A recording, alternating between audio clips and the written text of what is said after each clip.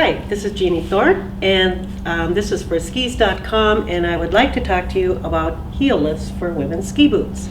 How many of you gals out there have been told to get forward, bend your knees, get forward, bend your knees? Would you please get forward and bend your knees? It's all day long. Women don't have as long of a leg here as men do. It's more difficult for women to get forward.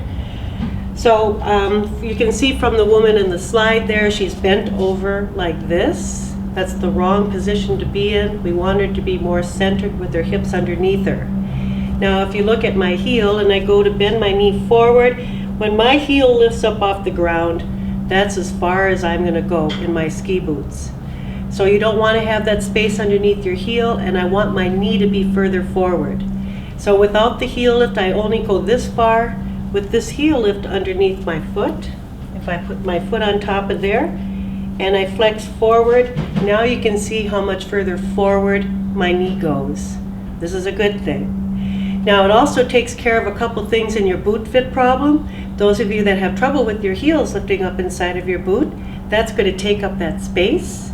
And it's also going to get a calf muscle like mine up out of the top of the boot. So those are two really important boot fitting aids that heel lifts do.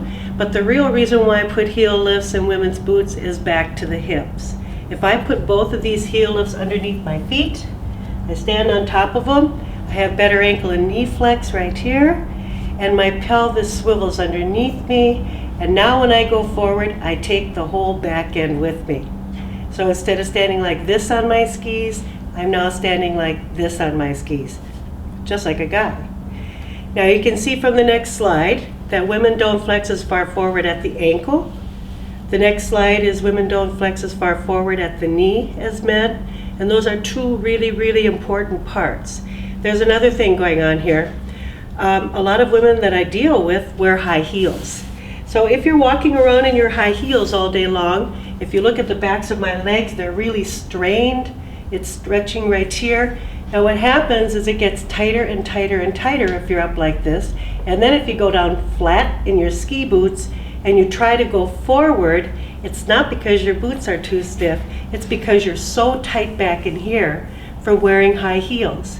So I don't want you to take off your high heels just to go skiing for 10 days a year, but I want you to put a heel lift in your boot so that it makes it easier for you to get forward.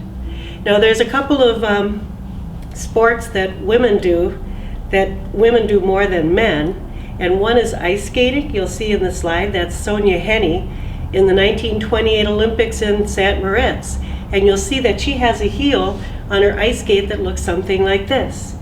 Women have known for centuries that if you have a little heel like this on your ice skate, up on the picks of your ice skates is up on the tips of your skis. The same thing with the dancing shoes. Those of you that tap dance like me, we started out in low shoes, then we went higher, and if any of you watch Dancing with the Stars, there's not one woman out there dancing in low shoes. They all have elevated heels, because the real key to the heel lift isn't the feet, it's up in the hips. In order for the women to swing their leg up in the air, they have to have their hips up underneath them, and then they can kick up like this.